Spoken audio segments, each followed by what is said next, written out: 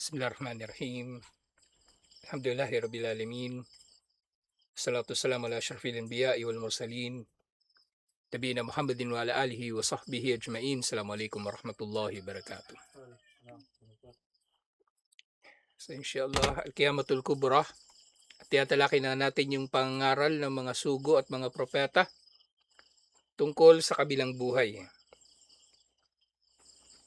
Lalong-lalo na dito sa tiyatalaki natin yung araw ng paghuhukom.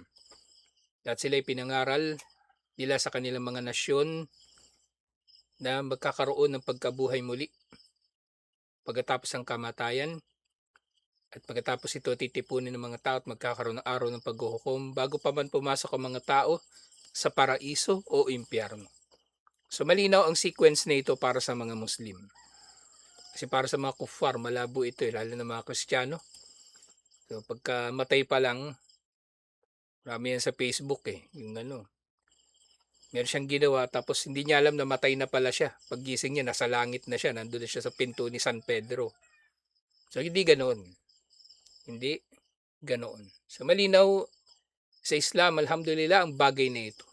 Na kahit gagawing biro, yung mga gustong gawing biro ito, hindi nila mapagkakamalian ito. Inshallah. Kasi malinaw At syempre, magiging pangahamak sa relihiyon ang anumang pagtatangka ng tao na gawing biro-biro ang mga usapin na ito. Sa pangpito sa mga nababanggit si Shu'aib alayhis salam. Si Shu'aib, nangaral siya sa kanyang ummah, the Suratul Ankabut, verse 36, Ya qawmi ibudullaha, warjul yawmal akhir, wala ta'thaw fil ardi mufsidin. O aking nasyon, sambahin ninyo si Allah, at hangarin ninyo ang huling araw. Ang huling araw nga na tinutukoy dito, yung kabilang buhay sa pangkalahatan, o yung araw ng paghuhukom specifically. Kasi pagkatapos ito, wala nang araw o day, kumbaga. Natalaki na natin ito mga pangalan ng araw ng paghuhukom. Kabilang dito yung Yawmul Akhir, na wala nang araw kasunod nito. Kumbaga, yung panahon dito tuloy-tuloy na, dire-diretso habang panahon. Hindi katulad ngayon, ngayon pa lang Miyerkules. Inisip na natin bukas, Huwebes, Biyernes. Hinihintay natin yung araw ng sweldo. Iba't-iba pang mga bagay. Pero doon sa kabilang buhay, yun ay huling araw. Yung araw ng paghukom. Pagkatapos nun, nasa paraiso na at impyerno yung mga tao. At ang marami sa mga tao, mananatili na sa paraiso habang panahon o sa impyerno habang panahon. Pero wala nang susunod na, kumbaga, wala nang pagbibilang ng araw. Wala na. Na kung meron mang mailalabas sa impyerno, syempre, mangyayari na lang yun sa kagustuhan ni Allah. Kasi tingnan niya pinangaral. Ya qaumi ibudullaha warju yawmal akhir. O aking nasyon, sambahin ninyo si Allah at hangarin ninyo ang huling araw. Wala ta'thaw fil ardi mufsidin. At huwag kayong yung ta'thaw, kumbaga magpalaganap ng, kaya huwag kayong magpalaganap, huwag kayong maghasik sa lupa ng mga kasamaan. Kumbaga, huwag kayong magiging mga masasamang tao sa lupa. So bukod sa pangaral ng mga propeta sa kaisahan ni Allah tungkol sa kabilang buhay, ipinagbawal din nila sa mga tao ang paggawa ng masama. At ang mga masasama na ito ay mga kasamaan na nakikilala ng lahat ng tao, universally kinikilala bilang kasamaan.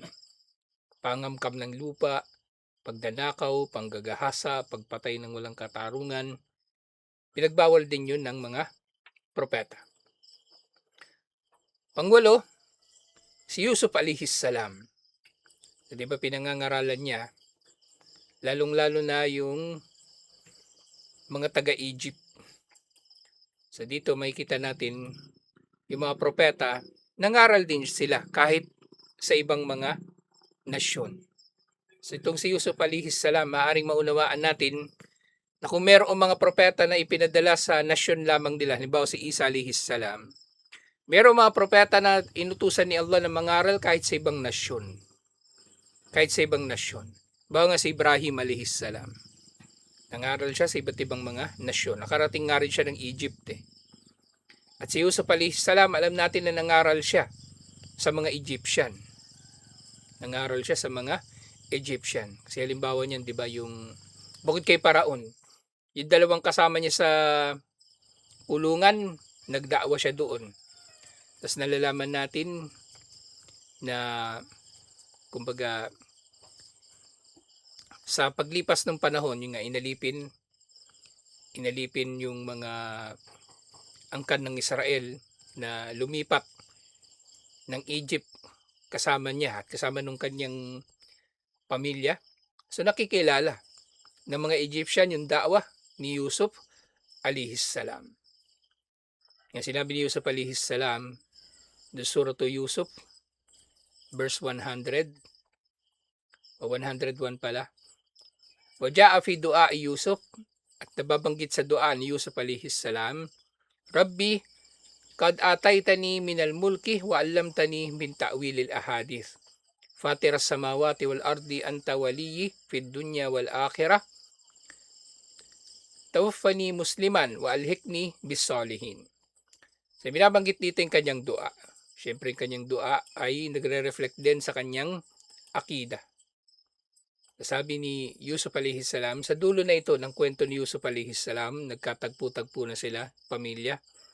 Panginoon ko, biniyaan mo ako ng kaharian. Kasi naging ministro na siya ng Egypt. Siya ni namamahala ng mga pagkain bago pa man dumating yung tagtuyot. At itinuro mo sa akin ang pagbibigay ng kahulugan, pagpapaliwanag sa mga panaginip. Ikaw ang fatiras samawati wal ard. Ikaw ang tagapaglikha, pinagmulan, pinanggalingan ng kalangitan at lupa. Anta waliyyi, ikaw ang aking kakampi at tagapagtanggol. Fid dunya wal akhirah, sa mundong ito at sa kabilang buhay. So nabanggit dito ang akhirah. At ang hiling ni Yusuf alayhis salam, sa dito katulad ng kung paanong marapat na magdua ang tao, magsisimula ito sa pagpuri kay Allah. So pinuri muna niya si Allah. Ito ang kanyang dua. Dulutin mo na ako ay mamatay bilang Muslim, tawaffani musliman wa alhikni bis salihin, at gawin mo kong kasama ng mga matutuwid. Ibig sabihin nito, mamatay siyang matuwid, katulad ng matutuwid, bubuhayin siyang muli kasama ng matutuwid at ipapasok sa paraiso kasama ng matutuwid. Alhamdulillah. So napakainam na dua. Pangsyam, wa ba'da rusuli alladina hakallahu makalatuhum fi kitabihi ya'rifuna al-ba'tha wan nusyur. At gayon din ang iba pa mga sugo na ikinuwento ni Allah sa Quran, ang kanilang mga kasaysayan at yung kanilang mga kumbaga ipinangaral. Sa lahat sila ay nababanggit sa Quran na kumikilala sa pagkabuhay muli. At sila ay wayubashiruna bil jannah wayahdiruna minan nar. At sila ay nagbibigay ng magandang balita tungkol sa paraiso at nagbababala tungkol sa impyerno. Fadul Karnain endama balaga maghrib ash-shams wajadaha tagrubu fi ainin hamia. At si Dulkarnain, nababanggit siya rito bagaman hindi naman siya napagtibay na kabilang sa mga sugo. So, si Dulkarnain daw, nang dumating siya doon sa lugar na kung saan lumulubog ang araw, so sa bahaging kanluran, napunta siya doon. Wajada endaha kauman. So doon sa lugar na yun na nilulubugan ng araw, lugar daw yun na baputik. At nakatagpo siya ng mga tao doon. Sabi ni Allah sa kanya, Ya Dulkarnain, imma an tu'addiba wa imma an tattakida fihim husna. Dulkarnain, kung gugustuhin mo, pwede mong parusahan ang mga tao na ito o kaya sila ay iyong pakikitaan ng kabutihan. So itong mga tao na ito na dinatnan ni Dulkarnain, mga hindi sila mananampalataya. So binigyan siya ni Allah ng choice. Magjijihad ba siya laban sa kanila o magdadaawa sa kanila. Pero nga, sinabi, Qala amma man dalama fasawfa nu'addibuhu thumma yuraddu ila rabbihi fayu'addibahu adaban nukra. Wa amma man amana wa amila salihan falahu jazaa'ul husna. Wa sanaqulu lahu min amrina yusra. So dito, yung naging tugon daw ni Dulkarnain, ang mga hindi mananampalataya at gumawa ng masama ay parurusahan. Yun nga, nangaral si Dulkarnain na itong tao nga na ito ay bubuhaying muli at ibabalik sa kanyang Panginoon na magpaparusa sa kanya ng matinding parusa sa impyerno. Pero yung maniwala at gumawa ng mabuti ay magkakamit ng pinakamainam na gantimpala at kami makikipag-usap sa kanya sa pamagitan ng mabuting pananalita. So nga, magdadaawa si Dulkarnain. So inabutan niya kasi doon mga hindi mananampalataya. So sabi ni Allah, ikaw ang bahala. Gusto mo bang parusahan sila o maging mabuti sa kanila? At pinili ni Dulkarnain ang maging mabuti sa kanila sa pamagitan ng da'wa muna. Alhamdulillah. So yun nga, nababanggit dito yung tungkol doon sa wa mu'minu ali Fir'aun. Yung mananampalataya na kabilang sa angkan ni Paraon. Yung sikreto na nananampalataya pala. Sikreto lang siya na nananampalataya. Nakabilang sa angkan ni Paraon. Kana mukinal bil ba'thi arifan bihi. Nakatitiyak siya na totoo ang pagkabuhay muli at kinikilala niya ito. Wala takhtalifu ma'rifatuhu bihi an ma'rifatina. At ang pagkaunawa ng mananampalataya na ito na kabilang sa pamilya ni Paraon. Yun mismo sa Quran, nababanggit na nag-uusap sila. Nagdadaawa din siya kay Paraon. Hindi siya natatakot kay Paraon. Ang kanyang paniniwala ay hindi naiiba sa paniniwala natin ngayon sa ummah ni Propeta Muhammad sallallahu alaihi wasallam. At patunay lang ito syempre na kung ano yung akida natin, ito rin ang akida ng naunang mga tao na tagasunod ng mga propeta. Waqad hadara qaumahu min dalikal yawm tahdiran fihi tafsilun wa bayanun. At siya ay nagbabala sa kanyang nasyon tungkol sa araw na yaon bilang pagbababala sa kanila tungkol dito nang merong ibayong pagdedetalye at linaw. So malinaw yung kanyang sinabi tungkol dito. Sinabi ni Allah na sinabi ng mananampalataya na ito na kabilang sangkan ni Paraon, kamag-anak ni Paraon. So Surah Ghafir 32-33, Wa ya qaumi inni akhafu alaykum yawmat tanad. O aking nasyon, tunay na kinatatakutan ko para sa inyo ang araw ng pagtatawagan. So magtatawagan ng mga tao doon sa araw ng paghuhukom. Tatawagin nila isa't isa, hingi sila ng tulong. Pero nga kanya-kanya tayo sa araw ng paghuhukom. Walang silbi ang pagtatawagan na ito. Walang magiging bayani. Hindi matutulungan ng magulang ang kanyang anak. Ang anak hindi matutulungan ang kanyang magulang. Kayo mga politiko na panatiko masyado yung mga tao sa kanila, walang sa-isa yung mga yun sa araw ng paghuhukom. Kahit Muslim pa yun, hindi sila matutulungan nun. Bago nila problemahin yung nangyayari sa Senado, problemahin nila yung sarili nila. Paano nila may liligtas? Paano nila may liligtas ang kanilang sarili nila, ang kanilang mga sarili sa araw na ito ng pagtatawagan? Hindi kayo matutulungan ng sino man. Yawma tuwalluna mudbirina ma lakum minallahi min asim. Sa araw na kayo ay pawang mga tatalikod at tatakas. Tatalikod at tatakas mula sa isa't isa. Kanya-kanya na tayo. Kung dito sa mundo, diba, may mga tao gusto nila magpakabayani halimbawa. Diba? sa mga yung nangyaring lindol nung isang araw, nakita natin yung pagmamalasakit ng mga tao sa isa't isa. Yung lola, hindi niya talaga binitiwan yung apo niya. Nandun sa loob ng bahay. Tas habang lumilindol, merong nanay, iyak ng iyak. Yung mga anak daw niya, siguro nasa eskwelahan, nasa bahay. Gusto na niyang balikan. Hindi pa siya makalakad kasi matinding lindol, di ka nga makatayo eh. Hindi ka makatayo. E paano pa doon sa araw ng paghuhukom? Magiging mas matindi ang takot ng tao doon. Kahit yung buntis o yung bagong silang na magiging pinaka mahabagin sa kanyang anak, kalilimutan niya yun. Yung kanyang bagong silang na anak. Kanya-kanya tayo. So ito yung binabala ng mananampalataya na ito na kabilang sa angkan ni Paraon. Sa araw na tatalikod kayo at tatakas mula sa isa't isa. Wala kayong magiging tagapangalaga liban na lamang kay Allah. Wala lang tayong magiging tagapagtanggol. Si Allah lang sa araw ng paghuhukom.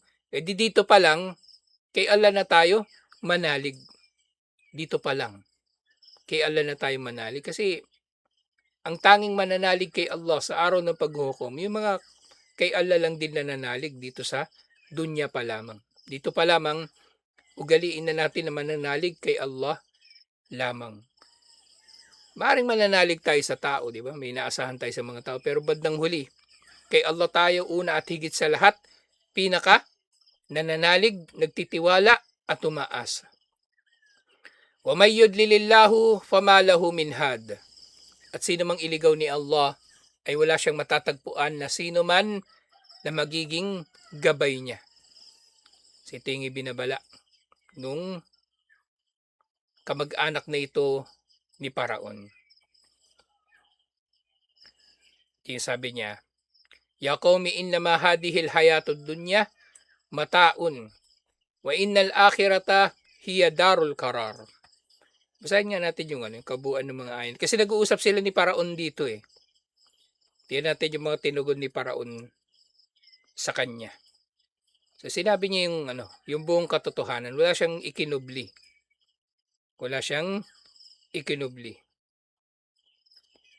Hindi siya natakot kay Paraon. So may impluwensya rin itong tao na ito. Kasi nga doon sa 32, 33. Yan nga. Wa may yudlilillahu fabalahu min had.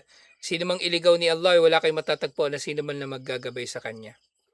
Walakad ja'akum Yusuf min qablu bil bayyinati fama ziltum fi shakkim mimma ja'akum bihi. Ito, sinabi pa rin nung kamag-anak ni Paraon. Dumating na sa inyo si Yusuf.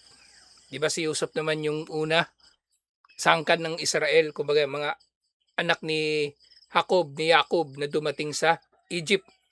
Dumating sa inyo si Yusuf sa nakalipas na panahon at mahaba na ngayong panahon ang lumipas. Bago pa dumating si Musa alayhis salam, mga 1,000 taon din ang pagitan nila. O 100 taon. Dumating sa inyo si Yusuf, dala ang malilinaw ng mga patunay, pero nanatili kayo sa pagdududa sa dala niyang mensahe. Yung nananatili ang relihiyon ni Paraon. Na minana pa niya doon sa mga ninuno niya na kapanahunan pa ni Yusuf. Hatta idha halaka kultum lan yab'atallahu min ba'dihi rasula. Yung dumating sa inyo si Yusuf, pero hindi kayo naniwala. At nang namatay si Yusuf, sabi ninyo, hindi na magpapadala si Allah ng sugo pagkatapos niya. Pero hindi nga totoo yung sinasabi nila. Nagpadala si Allah ng mga propeta at sugo. Pinadala niya si Musa alayhis salam at sa pagitan ni Yusuf at ni Musa, maring meron pang mga propeta na ipinadala si Allah. May iba pang pinadala si Allah ng mga propeta. Kadhalika yudillullahu man huwa musrifun murtabun. Sa ganitong paraan inililigaw ni Allah sino mang mapagmalabis sa paggawa ng kasalanan at sino mang mortab, yung nagdududa sa kabilang buhay. Alladina yujadiluna fi ayatillahi bigay resultanin atahum. Silang mga nakikipagtalo tungkol sa mga tanda ni Allah na wala naman silang otoridad dito na makipagtalo. Wala silang anumang kaalaman o patunay na ibinigay sa kanila. Kabura maktan indallahi wa indal ladina amanu. Ito ay napakasama sa paningin ni Allah at paningin ng mga nanampalataya. Kadalika yatba'ullahu ala kulli kalbin mutakabbirin jabbarin. Sa ganitong paraan, tinatakpan ni Allah ang puso ng sino man na mayabang at mapang-api. So, hindi nila masusumpungan ang gabay ni Allah. Liban na lang nagabayan si Allah. At ito na, tumugon na si Paraon. Nag-uusap sila nung kanyang kamag-anak. Hindi na nga nabanggit masyado ano ba nangyari dito sa kanyang kamag-anak. Pero hindi siya natatakot kay Paraon. Qala Fir'aunu, ya Haman ibni li sarhan la'alli ablugu al-asbab. So, hindi na siya sinagot muna ni Paraon. Sabi niya, Haman, ipagtayo mo nga ako ng tore para magkaroon ako ng kaparaanan. Kasi gusto niyang puntahan ng Diyos ni Musa alihis salam at Diyos nung kamag-anak niya na nakikipag-usap sa kanya tungkol kay Allah at sa kabilang buhay. Asbabis samawati fa'attali'a ila ilahi Musa wa inni la'adunnuhu kadhiba. Gusto ko magkaroon ng paraan paakyat sa kalangitan upang makaharap ang Diyos ni Musa alihis salam dahil ako ay naniniwala na siya ay sinungaling. Pero nga kahit magawa man nito ni Paraon, di ba? Papatayo siya ng mataas na tore. Hanggang saan lang ba aabot yung tore niya? Hindi nga abot sa sa ulap. Hindi na abot sa ulap yung tore niya. So ganito kayabang si Paraon. Ganito siya kasama si Paraon. Katulad din ng mga mayayabang ngayon na hindi naniniwala kay Allah. Na pag-uusapan ng impyerno, sasabihin walang problema. Lalagyan ko ng aircon yan. Sino nagsabi sa'yo kaya mo malagyan ng aircon o makakapagdala ka doon ng materyales? Puro dada, puro satsat, puro daldal. Pero wala silang mapapatunayan. Wakadalika zuyyina li fir'auna su'u amalihi. Dahil doon iniligaw pa siya lalo ni Allah at pinaganda ni Allah para sa kanya yung kanyang masamang gawain. Wasudda anis sabil at hinarangan siya ni Allah mula sa matuwid na landas. Wa makaidu fir'auna illa fi tabab. At ang plano ni Paraon ay hindi mauuwi liban na lamang sa pagkawasak. Wa qala alladhi amana ya qaumi ittabi'uni ahdikum sabilar rasyad. So hindi nga siya kinausap halos ni Paraon, di ba? Parang pinaparinggad lang siya ni Paraon. Gito kayabang si Paraon. Wala naman siyang isasagot eh. Wala namang may sasagot si Paraon doon sa kamag-anak niya eh. O ito na yung sinagot ng kamag-anak niya. At sinabi ng nanampalataya, o aking nasyon, sundin ninyo ako at gagabayan ko kayo sa matuwid na landas. So dito makikita natin, bukod sa mga pangangaral ng mga propeta, yung mga tagasunod nila nangangaral din. Nagdadaawa din sila, alhamdulillah. Ya qaumi innama hadihil hayatud dunya mata'u wa innal akhirata hiya darul qarar. O aking nasyon, tunay na ang buhay dito sa mundo ay mata, panustos lamang at panandilian na kaligayahan. Kumbaga, para lang meron tayong pakikinabangan o pagkakaabalahan habang nandito tayo sa mundo na sinusubok ni Allah. Hindi tayo habang panahon dito. Huwag tayo masyadong umasa o maghangad dito. Yan nga yung problema sa mga tao na, kaya marami sa mga tao na de-depressed o hindi masaya. Kasi hanap sila ng hanap ng iba eh. Gusto pa nilang gawing paraiso ang mundo eh. Hindi na. Pagtiisan na lang natin kung ano yung merong naririto. Sandali lang naman yan eh. Kung mabuhay tayo 60 years, halimbawa, di ba? Average na lifespan ng tao 60 years. Yung kabilang buhay, Sa libingan pa lang, mas matagal pa yung ilalagi natin dun. Ang araw ng paghuhukom, mas matagal ang ilalagi natin dun. Paraiso at impyerno, lalo na. Mas problemahin natin ang kabilang buhay. Kunin lang natin kung anong sapat para sa atin dito sa dunya. Huwag na tayo maghangad ng malalawak na lupain, magandang bahay, magandang sasakyan. Kung meron, alhamdulillah. Pero yung gagawin mo yun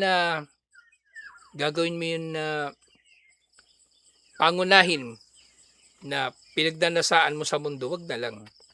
Wag na lang. Kumuha lang tayo ng sapat. Sapat na bahay, sapat na sasakyan, sapat na makakain, sapat na panusto sa sarili at sa pamilya. Yun na lang. Nandun ang kaligayahan. Doon pa lang may kaligayahan na. Pero kung yung tao maghahangad paliban doon, ay doon na siya magkakaroon ng problema. Mata. Panustos lang at kaligayahan. Nakakaunti.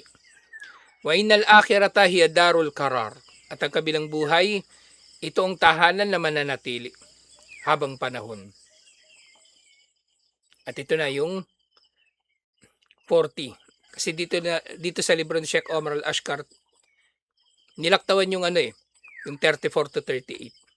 So ito na muli yung pangaral ng kamag-anak ni Paraon. Man amila sayyi'atan fala yujza illa mitlaha. Sino man daw gumawa ng masama ay hindi gagantimpalaan liban na lang ng kasamaan na katulad nito. Siyempre, madodoble ito. Katulad, pero madodoble. Waman amila salihan min dakarin aw untha wa huwa mu'min fa ulaika yadkhuluna al-jannata yurzaquna fiha bigayri hisab.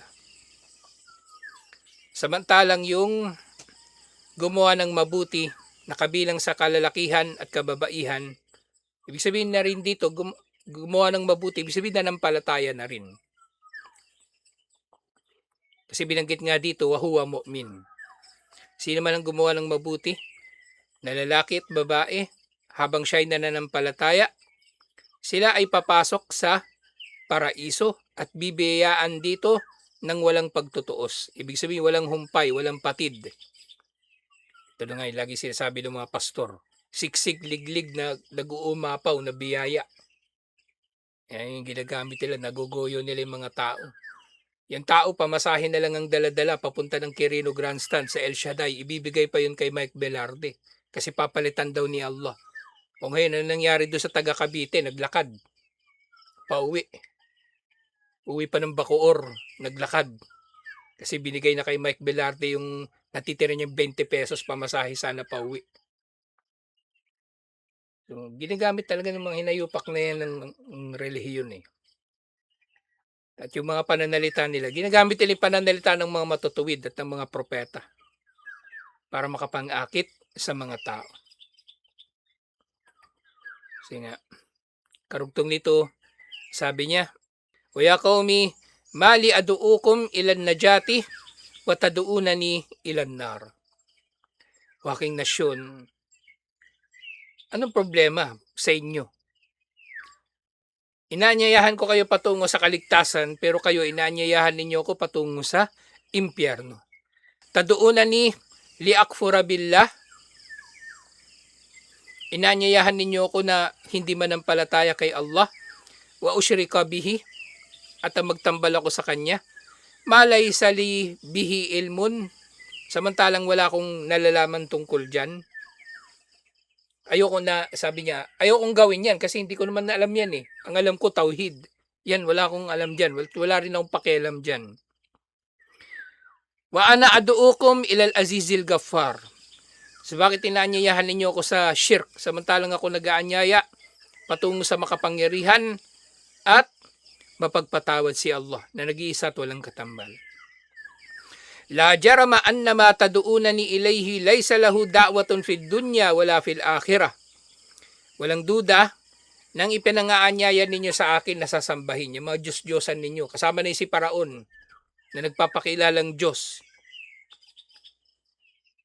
Wala yang maitutulong sa akin. Wala yang panalangin ko na matutupad nila. Hindi nila matutupad ang kahit isa sa panalangin ko dito sa mundo at sa kabilang buhay. Walang kwenta yung mga yan. Walang kwenta mga yan. Hindi sila tutugon sa aking mga panalangin. Wa anna maraddana ilallah. Ang ating pagbabalik ay tungo kay Allah. Wa annal musrifina hum ashabun nar.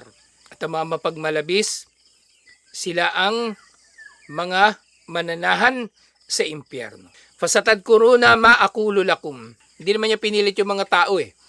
Basta bahala kayong tatanggapin niyo o hindi. Balang araw, sabi niya, pasatadkuruna ni ma aqulu lakum. Balang araw, pasatadkuruna ma aqulu lakum. Balang araw, maalala ninyo itong sinasabi ko sa inyo. Pero yung balang araw na yun, baka huli ng lahat, sa impyerno na kayo. Sa kanyo lang maalala. Ay, tama pala sinabi ni ganito, no? Wa ufawwidu amri ilallah. At ang aking mga gawain ay iniaasa ko kay Allah kung ano ang magiging kahihinatnan nito. Tatanggapin ba ninyo ito o hindi? Susunod ba kayo o susuway? Inna Allaha basirun bil ibad. Tunay na si Allah ay nakakakita sa kanyang mga alipin. Kaya nga, ang dulo nito, fawaqahu Allahu sayyiati ma makaru. So pinagtangkaan din pala siya ng kanyang mga kamag-anak, lalo ni Paraon. Pero iniligtas siya ni Allah mula sa kasamaan ng kanilang mga pakana. Wahaka bi ali fir'auna su'ul adhab. At nagkatotoo sa angkan ni Paraon at kay Paraon mismo ang matinding parusa.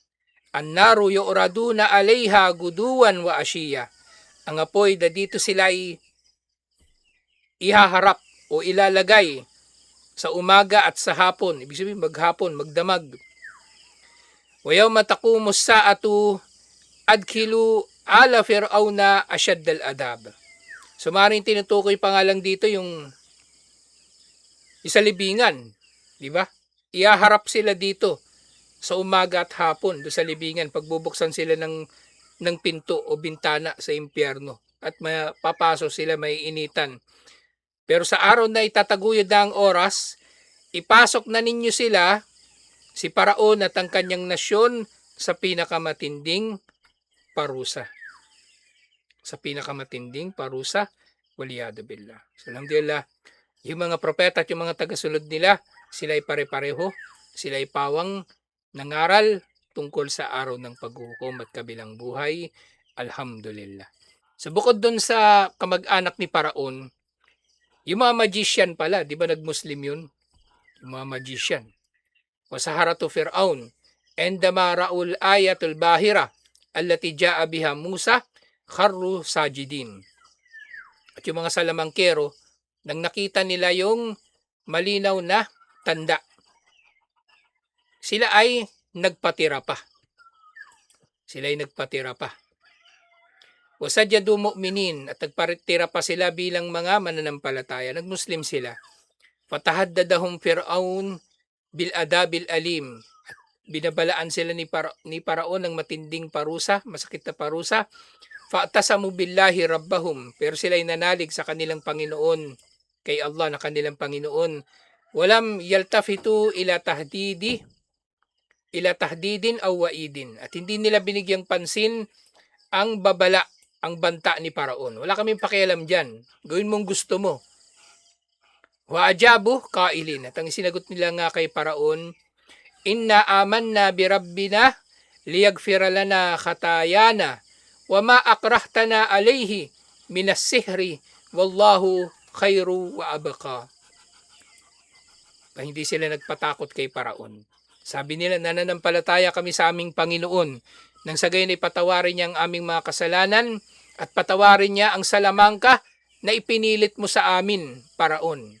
Ikaw nagpilit sa amin na mag-aral ng salamangka at gumawa ng salamangka. At si Allah, siya ay pinakamainam at mas magtatagal. Kumbaga, si Allah, kung ihahambing sa iyo Paraon, kausap din sa Paraon eh. Kung ihahambing din, di ba, laking sampal kay Paraon yun. Kung ihahambing sa iyo si Allah, mas mainam si Allah at mas magtatagal. Innahu mayyati rabbahu mujriman fa inna lahu jahannam. Tuwin na ang sino mang dumating sa kanyang Panginoon, humarap sa kanyang Panginoon na makasalanan, siya ay parurusahan sa impyerno. La yamutu fiha wa la yahya. Hindi sila mamamatay dito at hindi sila mabubuhay. Tuloy-tuloy lang na parusa. So itong mga salamangkero na ito, maaring noon pa man nakatanggap na sila ng da'wa. At ngayon tinanggap na nila ito ng tuluyan. Mamayatihi mu'minan kad amila salihat faulaika lahumud darajatu al-ula. Pero mga nanampalataya at gumawa ng mabuti, para sa kanila ang matataas na antas doon sa paraiso. Jannatu adinin tajri min tahtihal anhar khalidina fiha. Mga hardin sa paraiso na dumadaloy sa ilalim nito mga ilog at mananatili sila rito habang panahon. Wadhalika jazau man tazakka. At yun ang gantimpala ng sino mang nagdalisay. Alhamdulillah. Sa tutuloy natin to. Inshallah. Assalamualaikum warahmatullahi wabarakatuh.